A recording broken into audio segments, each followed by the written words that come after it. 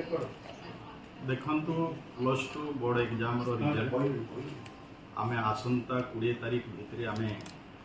तार रिजल्ट घोषणा करूँ तापाई सब प्रकार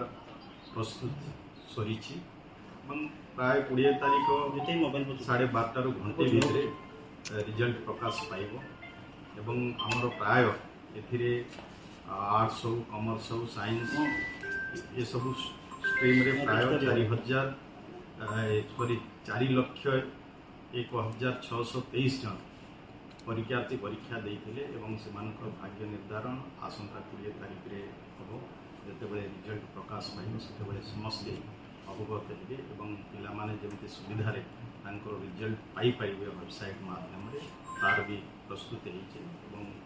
जब 20 तारीख रे रिजल्ट घोषणा हम तो पिला माने तांकर रिजल्ट वेबसाइट माध्यम रे केमती पाई परिबे ये सब विषय से दिन पिला माने टाइमिंग सर केते बळे रिजल्ट देखंतु रिजल्ट घोषणा पाई आमे समय प्राय 12:30 घंटे भितरे आमे निष्पत्ति नहीं छे एवं 12:30 घंटे भितरे निश्चय आमे रिजल्ट घोषणा करी सेते समस्त पिला से माने तांकर वेबसाइट माध्यम रे तांकर रिजल्ट से माने जानि